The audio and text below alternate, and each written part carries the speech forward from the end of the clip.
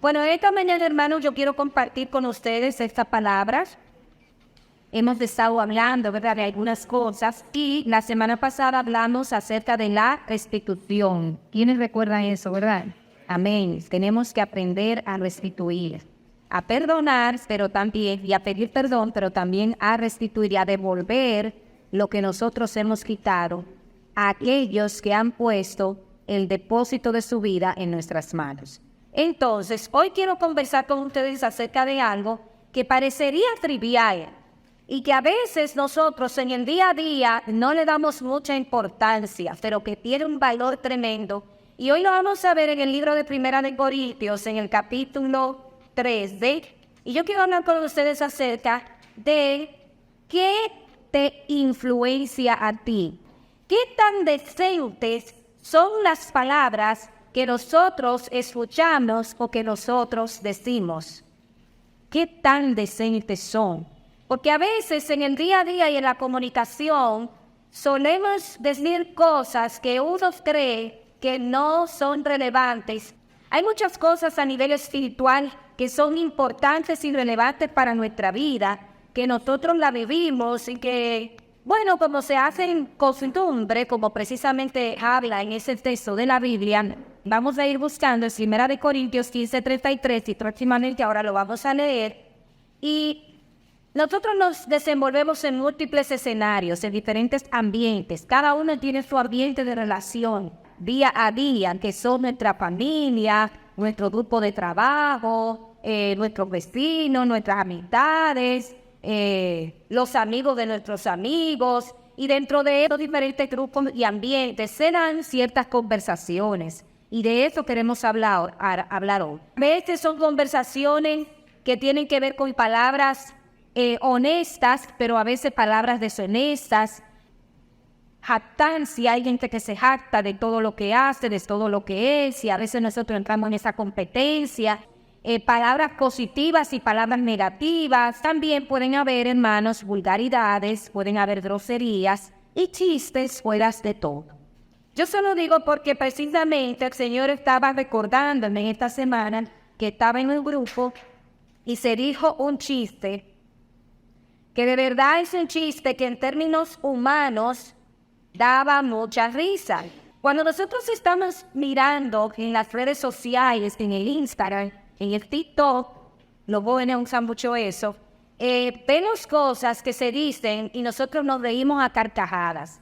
Luego que uno comienza y como que se detiene y analiza, dice, pero espérate, que la palabra de Dios me dice que eso que yo estoy disfrutando aquí no me edifica, no me conviene. Entonces uno tiene que hacer un stop y detenerse y decir, vamos a ver si yo voy a pasar esto que yo estoy viendo o que estoy escuchando por el crisol de la palabra de Dios. ¿Y qué me dice eso a mí? Entonces tenemos que tener mucho cuidado porque por eso le dije que parece algo irrelevante porque es del día a día y es sin darnos cuenta, porque así andamos en esta vida. Andamos a veces tan envueltos en todo lo que está a nuestro alrededor a nivel tecnológico y de relación que no nos damos cuenta. Vamos a leer en el libro de Primera de Corintios, en el capítulo 15, les dije, ¿verdad?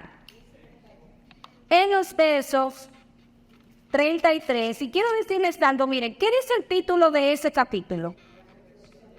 La resurrección de los muertos. Y comienza el apóstol Pablo hablando, ¿verdad? Lo mismo que nos enseñó, que recibió del Señor, que Cristo murió por nuestros pecados, que conforme a las Escrituras fue sepultado, que resucitó al tercer día, y dando un recuento de todo lo que sucedió, y habla de la gracia de Dios, y luego sigue hablando de la predicación de Cristo, y así habla de la esperanza que tenemos en Cristo, y que si no tenemos esa esperanza somos dignos de conmiseración. Y luego va bajando en el capítulo 20 y los versos del 24 en adelante, que dice que Él sujetó todas las cosas debajo de sus pies y comienza a decir todo lo que tiene que ver con la resurrección. Pero cuando llega al verso 33 dice algo que parece que no concuerda con ese tema de la resurrección. Y ahí en el verso 32 dice, si como hombre batallé en Éfeso contra fieras, ¿qué me aprovecha? Eso es una característica de él con relación a su hacer, a lo que él ha logrado. Dice, yo he batallado con fieras. Eso es un logro, que puedo jactarme. De hecho, en otra parte, él dice que él era uno de los que más tenía que gloriarse, porque maestro de la ley. De ahí venía, conocía todo. Entonces dicen, si los muertos no resucitan, y por eso ahí viene anidado lo que viene después, comamos y bebamos, porque mañana, ¿qué va a pasar? Es decir, bueno, si como quiera nos vamos a morir y no hay resurrección, ni hay vida eterna, entonces hagamos lo que nos da la gana, porque entonces no tiene sentido lo que estamos haciendo, nos vamos a sacrificar por algo que no existe. Estamos viviendo una vida simplemente porque se nos ocurre, bueno, vamos a hacer de todo, comamos y bebamos porque mañana vamos a morir si no hay resurrección. Y ese es el tema. Entonces ahí inmediatamente él dice, no erréis, las malas conversaciones corrompen las buenas costumbres. Velad debidamente y no pequéis, porque algunos no conocen a Dios. Para vergüenza vuestra lo digo. ¿Por qué él menciona acerca de las conversaciones? Porque se estaba dando una conversación entre ellos en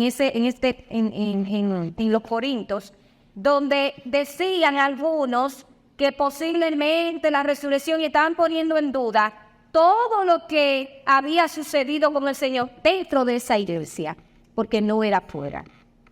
Parece que estaban recibiendo influencias externas y algunas de esas influencias se estaban repitiendo dentro de la iglesia. Y entonces el apóstol Pablo tiene que enviar una carta y decir, un momentito, entonces si nada de eso es cierto, pues vamos a hacer lo que nos da la gana. Y ahí es donde dice, ¿sabe por qué le está pasando eso a ustedes? Porque las malas conversaciones corrompen las buenas costumbres. Velad debidamente y no pequéis. Para vergüenza de vuestra lo digo, porque entonces si ustedes repiten eso, porque no conocen a mí. Y eso es lo que está diciendo el apóstol aquí. Y ahí la importancia de nosotros poder elegir nuestras conversaciones, saber lo que escuchamos, lo que decimos, porque eso afecta de manera directa a nuestra fe, a nuestra vida delante de Dios, a nuestra creencia. Todo lo que se nos ha enseñado, increíblemente por ahí unas conversaciones se pueden venir abajo, pues te comienzan a influencia, a permear en nuestra mente, y entonces usted comienza a cambiar su pensamiento, y aunque quizá puede mantener la fe, bueno, viene a la iglesia, lee la Biblia, ahora sabe que Dios está ahí, pero su vida, su caminar delante de Dios puede verse afectado de acuerdo a esa influencia que usted deja penetrar en su vida, a través de las conversaciones. ¿Qué producen las conversaciones sobre nosotros? Bueno, lo número uno es que puede impregnar el espíritu del exponente, es decir, los argumentos de la persona que nos está hablando, se puede venir en penetrar en nuestra vida, se puede impregnar en nosotros. Por eso puede volverse una costumbre, porque lo hacemos, lo anidamos en nuestro corazón y de ahí lo convertimos en un hábito. En el libro de Segunda de Samuel, en el capítulo 13, en los versos del 3 al 11, yo quisiera leérselo porque es un caso muy triste, realmente.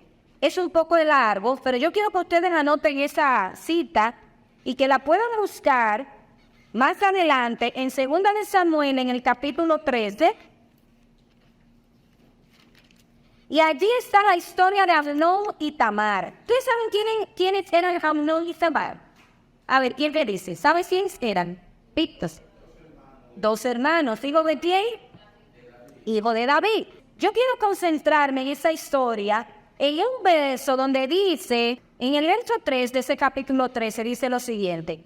Y Amnón tenía un amigo que se llamaba Jonadab, hijo de Simea, hermano de David, siendo un pariente. Y Jonadab era hombre muy astuto. Y le dijo, hijo del rey, ¿por qué de día en día veo que te estás enflaqueciendo? ¿No me lo dirás a mí? ¿No me lo descubrirás a mí? Y Amnón le respondió, porque amo a Tamar, la hermana de Absalón, mi hermano. Es decir, se enamoró de su hermana de padre, de Tamar. Amnón se enamoró de su hermana de padre. Y Jonadab le dijo, oiga lo que le dijo Jonadab, acuéstate en tu cama y finge que estás enfermo. Y cuando tu padre viniese a visitarte, dile, te ruego que venga mi hermana Tamar para que me dé de comer y prepare delante de mí alguna vianda para que al verla yo la coma de su mano. Le digo, te voy a preparar una cuartadita, tú te fijes que está enfermo, él te va a mandar a la muchacha, tú la vas a ver. Aunque Jonadab no le dijo exactamente lo que tenía que hacer, pero el pecado que estaba anidado en Amnón y la pasión desordenada hizo que cometiera una falta muy grave y fue que violentó a su hermana Tamar. Y ahí ustedes tienen que leer la historia para que sepan qué trajo eso como consecuencia. Una consecuencia tan grande que vino a ser incluso sobre el reinado de David. De ahí en adelante se desató una historia terrible de caso en caso, de evento en evento en la vida del rey David. Y les animo a que puedan concluirla. Pero lo que quiero enfocar aquí es la amistad que había y la influencia de Jonadab hacia Amnón. Dice que ellos se juntaban y conversaban y que Jonadab era un tipo astuto, habilidoso, y eso hizo que influenciara también a Amnón. Lo segundo que nosotros podemos provocar cuando dejamos que esas conversaciones permeen nuestra vida es que podemos colocar maldiciones en la boca. Tu forma de hablar revela mucho de ti. La manera en que nosotros hablamos. En la casa solemos hablar de una manera un poco fea y desastrosa. Yo siempre les digo a ustedes que de todo lo que yo digo, la primera que se tiene que poner en su mea culpa y decir por mi gran culpa, soy yo, ¿verdad?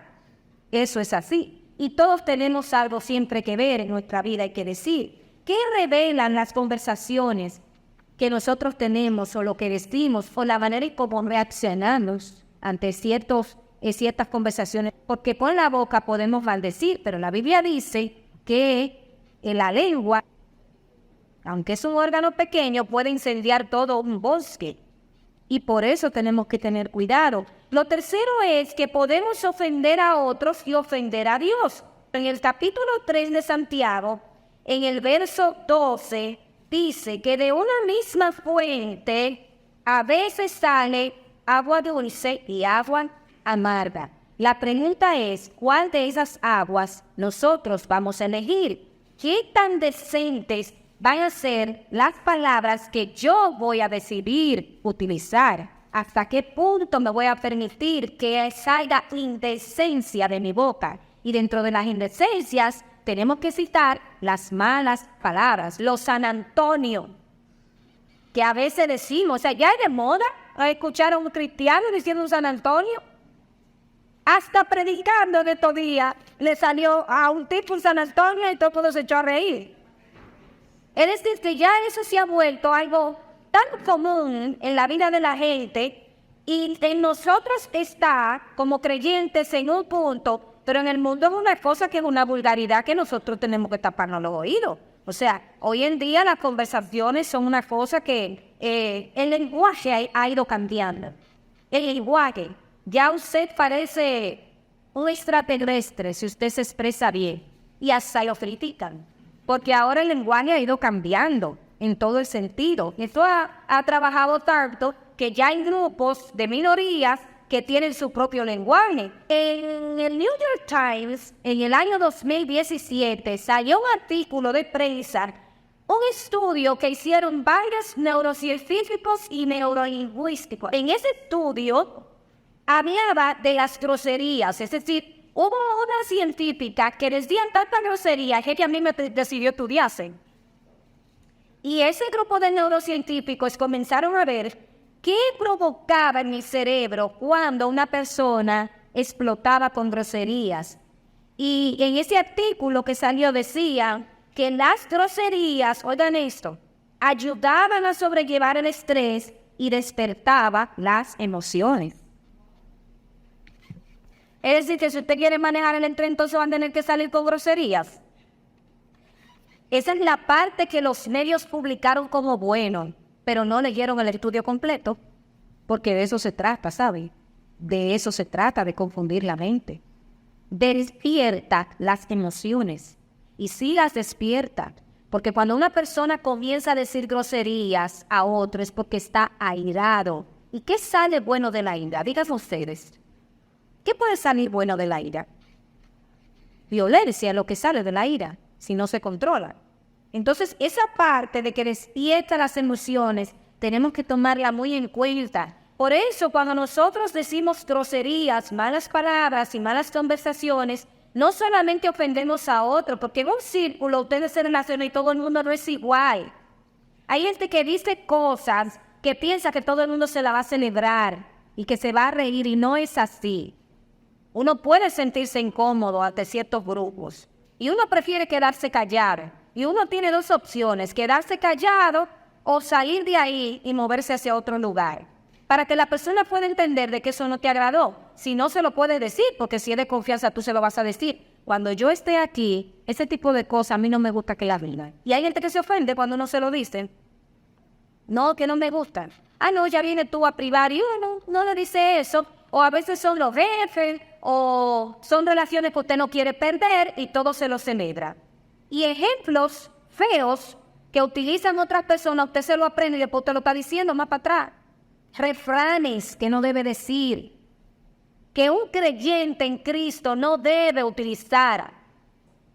Eso hacen, ofende a otros y ofende a Dios. Y tenemos que recordar eso, de una misma fuente tenemos que ver cuál es el agua que va a salir de la fuente de nuestra boca y de lo que vamos a recibir en el corazón. Lo otro que hace es que contamina nuestro interior, por lo mismo de que despierta las emociones. Una mala conversación puede contaminar nuestro interior y de ahí provocar un problema del cual usted se ve envuelto que después no pueda salir. Y eso podemos poner muchísimos ejemplos. Una conversación con una compañera de trabajo o con un compañero de trabajo. Eso es delicado, usted tiene que saber bien lo que va a hablar. Porque si entra en ciertas conversaciones, después cuando viene a ver, tiene un lío que usted no se imagina a largo plazo. Y todos son inteligentes y saben de lo que yo estoy hablando. O puede también crear una situación en la que alguien se vea afectado de manera injusta, diciendo cosas de personas. ¿Qué podemos nosotros hacer? Desarrollar principios y valores para poder evitar ese tipo de acciones y de consecuencias en nuestra vida. Recuerden, una vez hablamos de los principios y valores que todo creyente debe tener. Y lo primero que yo quiero que ustedes puedan tomar en cuenta es cómo nosotros podemos desarrollar y evitar un poco, porque yo soy consciente, y todos somos conscientes, que hay lugares donde nosotros no tenemos el control. Lamentablemente, aunque querramos, no lo tenemos. Hay lugares donde nos desarrollamos que otro que tiene el control. Pero no por eso yo tengo que celebrárselo. No, yo no tengo que celebrarlo. Entonces, mejor quédese callado o retírese. Lo primero que nosotros podemos hacer es desarrollar el dominio propio. Primera de Corintios 6:12 dice, es importante que aprendamos los versículos de la Biblia, porque esto en esos momentos, cuando no nos da tiempo a sacar el celular o la Biblia, mire, el Espíritu Santo hace así y se lo manda. Usted dice, no, pero mi Biblia dice tal cosa. Dice, todas las cosas me son lícitas. O sea, a mí se me permite todo. ¿Más qué dice? ¿Y qué más?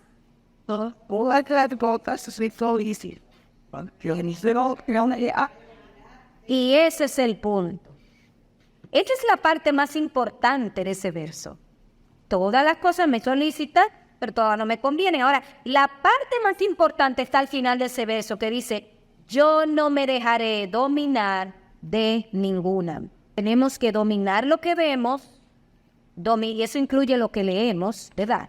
Lo que leemos y lo que vemos, lo que vemos, lo que vemos. lo que vemos y dominar lo que escuchamos. Antes se oía, era en una conversación y se hace, pero ahora también se escucha con el dedo. Se ve y se escucha con el dedo. Dominar lo que hablamos. Dominar lo que pensamos. El hombre, dice el libro de Proverbios 23:7, ¿cuál es su pensamiento? Es su corazón. Y eso tiene mucho que ver también cuando entran muchas situaciones negativas en nuestra vida, hablando de lo que pensamos y de cómo debemos llevar nuestro pensamiento cautivo a la cruz de Cristo. Eso podemos verlo en otro momento. Pero es importante que veamos lo que pensamos, porque del buen tesoro del corazón, dice la Biblia, se saca lo bueno, y del mal tesoro de nuestro corazón se saca lo malo, porque de la abundancia del corazón habla la boca. Gloria a Dios. Entonces, lo primero es establecer el dominio propio. Tengo que estar consciente de que tengo que dominar mi vida en todo el sentido y someter eso a la cruz de Cristo. Eso tiene un proceso. Usted quizás tenga que ayunar, tenga que orar, tenga que hacer ciertos pasos o cambios en su vida para que ese dominio propio y tener una decisión firme. Porque no podemos tener dominio propio si no lo decidimos. Eso usted tiene que decidirlo. Y usted lo va a declarar con su boca, como dicen algunos hermanos, y usted lo va a hacer realidad en su vida, tomando una decisión. Lo segundo es cuidar bien quién nos acompaña o quién nos aconseja. Y vimos el ejemplo de Amnón, ¿verdad? Que el consejo de Jonadab lo llevó a cavilar algo en su pensamiento que después lo hizo realidad y que trajo una desgracia a la vida de su familia. Usted debe ser de influencia para otros, no que otros sean de influencia para usted. Si usted es cristiano, es creyente, ha decidido servir a Cristo, tiene que tratar de que los demás copien algo suyo, no que usted copie algo de aquellos que no conocen a Dios. A veces la gente cree que hacer cosas del mundo es desarrollar profesiones o actividades relacionadas con el mundo. Pero no es eso, es el comportamiento que nosotros llevamos en medio de eso que estamos desarrollando. Porque no es lo que usted hace, es lo que usted cómo lo proyecta, lo que usted habla, lo que usted guarda, cómo usted se comporta en medio de eso. Eso es lo que va a hacer la diferencia. Tenemos que cuidar bien nuestra compañía y saber que debemos de ser influencia para otros, no otros para nosotros. En la Biblia tenemos grandes ejemplos. Tenemos el ejemplo de Josafat en el libro de Segunda de Crónicas, en el capítulo 20, que siendo rey de Israel fue a juntarse con el hijo de Acá, con Ocosías, para un asunto de una batalla. Oiga eso, que tenía que, delante de los ojos de Dios, dice la Biblia, que hacía lo malo. Tenemos a Sansón. ¿Quién era la influencia de Sansón? Dalila era la influencia de Sansón. Cuidado con las Dalila, que pueden ser de mucha influencia. Tenemos el ejemplo de Salomón. Dice la Biblia que Salomón hizo todo lo bueno, ¿verdad? Fue el que construyó el templo, se le dio esa bendición de hacer eso, porque David no lo pudo hacer. Pero ¿qué pasó con Salomón? Que comenzó a mirar a las mujeres extranjeras, y eso tiene un significado muy grande. Después hablaremos acerca de eso. ¿Quiénes son esas mujeres extranjeras? ¿Las que son de otro país? No. Y comenzó a ligar el corazón Salomón sobre eso, y eso lo llevó a él al fracaso. Las relaciones pueden edificarnos, pueden motivarnos, pueden deleitarnos, pueden hacernos crecer, pero también pueden hacernos decrecer, pueden afligirnos, pueden arrastrarnos y pueden destruirnos. Y por eso tenemos que tener cuidado. Después de nosotros ver el dominio propio y cuidar bien quién nos acompaña, lo número 3 es trabajar en nuestro testimonio. La Biblia dice en el libro de Proverbios, capítulo 22, verso 1, que el buen nombre es mejor, que de más estima es el buen nombre que las muchas riquezas. Entonces, a veces nosotros nos preocupamos más por lo que aparentamos que por el testimonio que estamos presentando delante de los demás y de nuestra reputación. Señores, la reputación es algo valioso. Usted no puede su reputación ponerla en juego. Tanto es así que nosotros tenemos familias de generación en generación que de esos países aquí son contadas, ¿no? Porque ese era el hijo de fulano. Y eso es una familia honorable. Y esas son gente de respeto. respeto. Es porque la reputación es importante. Nosotros, ustedes saben que yo soy corredor de seguro, ¿verdad? Que tengo muchos años trabajando eso. Ahora estamos trabajando de la mano de la ley 155-17, Glenny está aquí, que es una experta en eso, en prevención de lavado de activos. Y hay un riesgo que se menciona mucho en la gestión de riesgo, que es el riesgo reputacional. Ese es el más importante para nosotros, ese riesgo reputacional. Así que usted debe trabajar su riesgo reputacional, asumirlo, la importancia de eso. A nosotros se nos exige que tenemos que llenar un formulario de conocer al cliente, de investigar, casi nos han puesto como investigadores privados, ¿verdad, Glenny? Lidia, a todos los sujetos obligados, que así que se les llama en diversos sectores de la vida económica, esos sujetos obligados están llamados a que todo cliente que recibe tiene que tener buena reputación. Y si tiene mala reputación, no lo reciba. Porque si se le descubre que usted no trabajó a una persona con mala reputación, le van a poner una multa que va desde 1 millón a 5 millones de pesos, Glenny. Y eso se va indexando con la...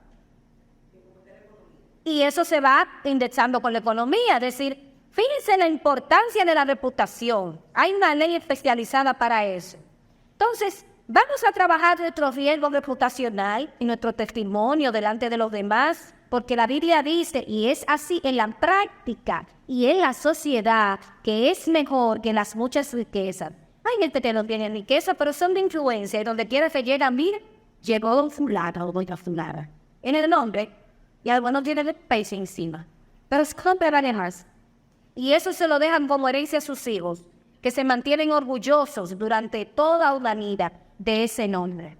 Y usted tiene a alguien en su familia que usted sabe que tiene buena reputación y que donde quiera que se dice fulano de tal, puede ser su papá, su mamá, un tío, no sé, sabe que esa reputación pesa, como dicen algunos, como el ruedo del pantalón de los hombres, que dicen. Y pesa el ruedo de los pantalones, yo creo que no. Y más si son jeans, dice Fred. Entonces, la compañía que mantenemos es una de las fuerzas más influyentes en nuestra vida y nosotros tenemos nuestro testimonio que irlo forjando de acuerdo a lo que está establecido en la palabra de Dios, porque esta es más constante que toda espada de 2 filos y dice que penetra hasta lo más profundo de nuestros huesos y las intenciones del corazón y hicieron los pensamientos. De ahí la importancia de aprender y de escudriñar y de mantener la palabra de Dios en nuestra vida, porque es la que discierne los pensamientos de nuestro corazón. Y ya te dice, cuidadito, mira, te son en contra de lo que yo te estoy diciendo. Entonces está haciendo un discernimiento de la intención de tu corazón y te aparta de aquello que puede dañarte. Filipenses 4:8 dice, en esto pensar. Por lo demás, hermanos, todo lo que es verdadero, todo lo honesto, todo lo justo, todo lo puro, todo lo amable. ¿Qué hay de mal en ser amable? La gente cree que es amable es pusilánime, no tiene carácter. Mira qué amable, qué flojita, mira cómo habla. No, pero la Biblia me dice que sea amable y que yo no tengo que maltratar a nadie para que me respete. Eso no es verdad. La gente cree que mientras más mal usted habla, más respeto gana. Y no es así. Al menos eso me dice la Biblia y me lo dice Dios. Usted puede con amabilidad llamarle la atención a las personas. Usted no tiene que ser grosero. Eso es parte de las conversaciones y de las costumbres. Todo lo amable, todo lo que es de buen nombre, si hay virtud alguna, si algo digno de alabanza, en esto pensar. Y yo les voy a decir, de esto hablar, de eso escuchar. No solamente pensar, sino de esto mirar, de esto pensar, de esto hablar, de esto ver, escuchar. Y en el libro de Mateo, capítulo 12, versos 36 y 37, nos dice lo siguiente. Esa es palabra de Jesús. De ahí que nosotros tenemos que aprender a bendecir y a no maldecir. Proverbios 15:1 dice que la blanda respuesta, está hablando de la amabilidad, aplaca la ira. Mateo 12:36-37 dice, mas yo os digo que toda palabra ociosa, y de ahí entonces quiero concluir diciendo por qué el apóstol Pablo puso en el libro en la carta de Primera de Corintios, y en ese capítulo 15 vemos que ese texto de que las malas conversaciones corrompen las buenas costumbres está anidado a la resurrección por esto que dijo el Señor en Mateo capítulo 12:36-37. Mas yo os digo que toda palabra ociosa que hablen los hombres, de ella darán cuenta en el día del juicio. ¿Qué les parece eso? Porque por tus palabras serás justificado y por tus palabras serás condenado.